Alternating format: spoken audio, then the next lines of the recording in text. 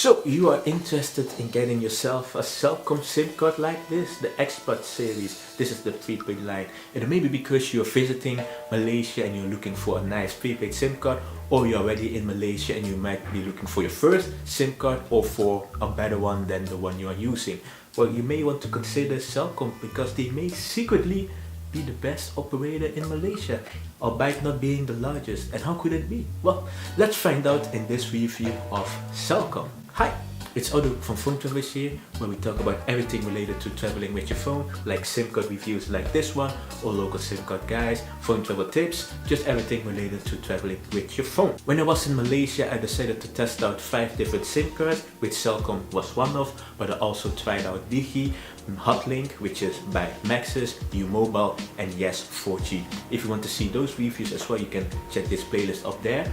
But there's also a comparison video where I took the 5 operators at the test, but I will talk about that a little bit later when we do the speed test. But first I need to tell you about the operators in Malaysia, because there are many. But for this video I will just focus on the main operators, which are referred to as mobile network operators, MNOs, but I use the term main operators because MVNOs, mobile virtual network operators, they use the services of the MNOs, and when you keep using MNO, MVNO constantly, people get confused. So we have main operators and MVNO. We have 4 main operators in Malaysia, which are Digi, Hotlink/Maxis, Celcom, and U-Mobile. The way I mentioned them was in order of based on the number of subscribers, although the first 2, the order switches quite often. Sometimes Maxis is the largest and then other times Digi is the largest. It just changes almost per quarter. So in this video I will tell you about how much a SIM card costs, where to get it, what type of packages are offered by Celcom. I will also do a speed test when I was in Celcom, and then some final thoughts, and also recommend you to watch the other individual reviews or watch the comparison video of the Malaysian operators I tested when I was in Malaysia. So let's start with number 1. Where can you get a Celcom SIM card? If you're a tourist and you're flying into several international airports such as Kuala Lumpur airport, you can get your SIM card at a blue cube, which is how they refer to the stores. They have these blue cubes at both terminals, at terminal 1 or 2, which is also referred to as Clear 1 or 2. I got myself one at Clear 1 at the terminal. I waited for it to open because I arrived very early, I think like 5 or 6 a.m. and the cube itself, they open at 7 or 8 a.m. I got the SIM card for 10 Malaysian ringgit, or MIR or RM, depending on how you want to refer to it, which is about €2, no not €2, $2.60, but it's also like €2 something. Below I have some currency conversions from other currencies, but yeah, it's quite cheap to get a SIM card in Malaysia. Back then, Celcom did not offer tourist SIM cards, but now they do. They have a tourist SIM card that costs 36 Malaysian ringgit if I'm correct, and it comes with different perks. But if you want to learn more about the tourist SIM card, just go to my review, phonetravel.com/Celcom, where I talk about it a bit more in depth, because in this video I just want to talk about regular Celcom SIM cards. If you decide, well, I don't want to get my SIM card at the airport, or if you're a Malaysian national, you're not just gonna go to the airport to get yourself a SIM card, worry not, you can just go to many of the blue cubes throughout Malaysia, or you can also get your SIM card at certain kiosks. Now, if you're a tourist, I recommend you to go to a regular Celcom store, because you have to register your passport details when you buy a SIM card in Malaysia, which is kind of common throughout Asia. And for those visiting Malaysia, it's easier for, well, the salesperson to activate the SIM card for you. Whereas if you're a national, you can also use the Celcom app to do some self-registration. I'm not really sure if tourists or non-nationals can do so. When I say non-nationals, I also mean those with the resident permit to stay in Malaysia. But that's why I recommend tourists to just go to a Celcom store, so you don't have to, well, figure that out the hard way. The SIM card itself will come with some starter perks, which are shown on the screen, but it's more likely that you want to get yourself a package. When you're at the store, the salesperson will most likely ask if you want to buy a package or at least recharge your SIM card, which, well, you should, because, well, they can do it for you where you are there, so why not take advantage of it? But let's say if you need to recharge later or buy a package later, you can get recharge cards like almost everywhere in Malaysia, supermarkets, kiosks, they are sold all over the place in these denominations that are now shown on the screen. And with this credit you can also buy packages as well. The thing is with Celcom packages, unlike some of the other operators in Malaysia, is they only offer internet related packages, so data only packs. So if you're planning on getting a combo plan, which are plans that come with data, minutes and SMS, it doesn't seem like Celcom offered them at all. Actually, this is me in the future, I just made a mistake. Some of the plans do come with minutes, but it's just a handful of plans compared to most of the plans, but yeah, small mistake. back to the video. What they do offer instead are the internet passes, which are the standard data only plans, the ultra hour pass, which are short-term plans that come with unlimited data for a short period, and Walla, which are the social plans that can be used for certain music apps, social apps and stuff like that. So on the screen you will see a nice table of all the internet passes offered by Celcom, and the table is kind of self-explanatory and it just makes sense, but there are some things that need some explanation. For example, the unlimited plans, although you get unlimited data, the speeds are told at 3 megabits, so that means you won't get the full speeds when compared to the other internet passes. And with the unlimited plans you cannot tether or use it as a mobile hotspot. Well, you can, but just to a certain limit, and you can buy more data, but for information about that, just go to phoneTwister.com/Celcom. The late night YouTube means that you can watch unlimited YouTube between 1 AM and 7 AM at night, because that's at night.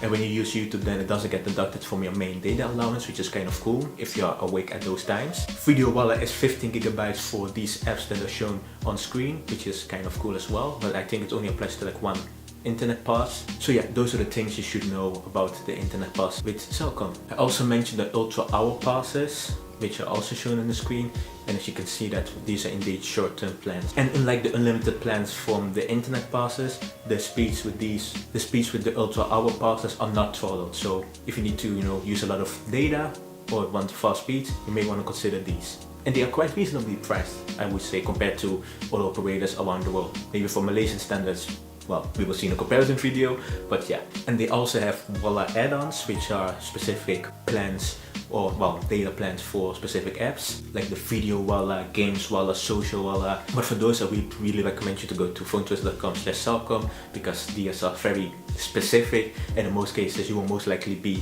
doing well with just the internet pass. Maybe unless you are like a Malaysian local staying there for a long term, then these add-ons can be quite interesting.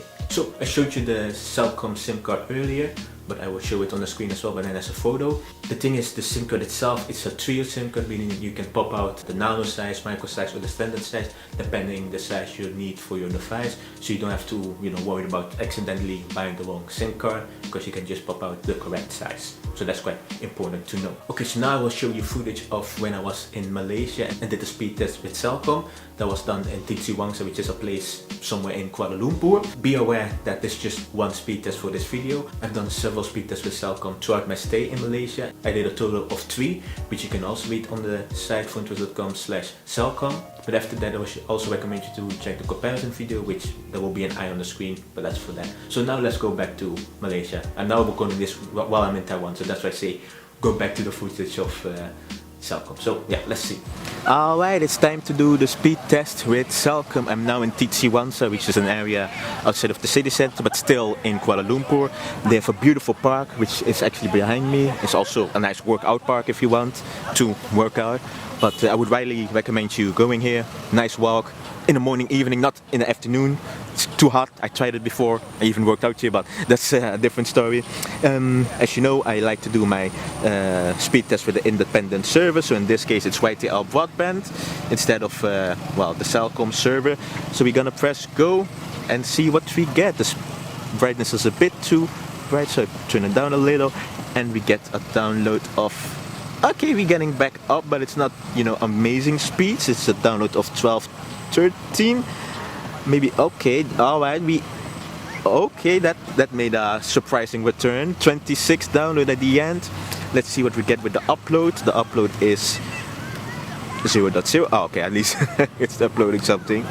An upload of 28. That's actually the highest I've had so far with all the Malaysian operators, at least in this setting.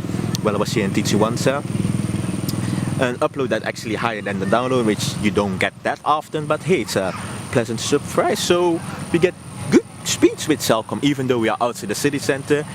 Yeah, that's not much more to say. We have decent speed, so quite impressed. So that was the speed test results in TC Wangsa, which is not too bad actually. It was kind of standard, well, I wouldn't say standard, but average compared to the other speed tests I done with the other operators while I was at that particular place. And if you want to see the comparison video of all the speed tests I've done, and just to learn more about the other operators before watching the in-depth reviews of the other operators, I would really recommend you to, check this comparison video up there, because well, you really want to see that. After that, if you think, well, you know, there's other operator like Digi might be interesting, or Maxis or whatever, you can watch those videos there as well. But if you go to phonechoice.com/Malaysia-comparison, you will read a very in-depth article about all the Malaysian operators, about the packages and stuff like that. And then I have certain scenarios saying, okay, well, which SIM card is the best if you only want to spend 10 Malaysian ringgit on data, or 20 or 50 or 100. I don't think I will go to 100. I don't know yet. And based on that, you will find the best Malaysian SIM card for you, because I can recommend whatever. But let's say you don't really need data, you just want minutes, then another operator might be better. So I would really recommend you to also read that article before buying a SIM card in Malaysia. But yes, those were my experiences with Celcom. It was quite okay. I didn't really have any issues with Celcom. In fact, I had only good experiences with Celcom. I didn't think I actually dropped down to 3G or 2G even when traveling from the airport to Kuala Lumpur itself. That was a long drive, like 1 hour with Grab. But even then I could watch my YouTube videos in peace, without buffering. I could browse the web. And yeah, it was a good experience. In fact, as mentioned earlier, Celcom has the best 4G LTE availability, but they are a good operator. I mentioned this a few times, but if you want to learn like the in-depth, like all the details, like small details of Celcom, go to my blog post, phonechoice.com/Celcom. I've done my written review, which goes to like everything you need to know, like frequencies, coverage maps, a small comparison to the other operators. But in this video I just gave you the basics, or well, the need to know of Celcom. If you enjoyed this video, make sure to click the like button and comment down below if you're gonna try Celcom. If you have tried Celcom before, or you are a Celcom customer, share your experiences down below. I'm really curious to see how your experience with Celcom was, or is, with mine, or was if you were traveling in the past.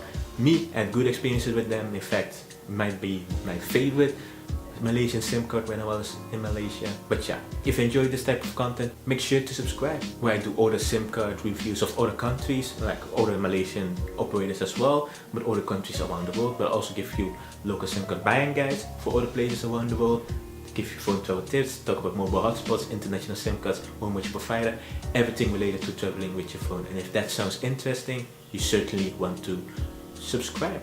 As mentioned before, make sure to check the comparison video or the individual reviews of the other Malaysian operators. Also read the articles, article reviews, phonechoice.com/Celcom or phonechoice.com/Malaysian-comparison. And yeah, that's it for today. I shall see you in the next one. Bye bye.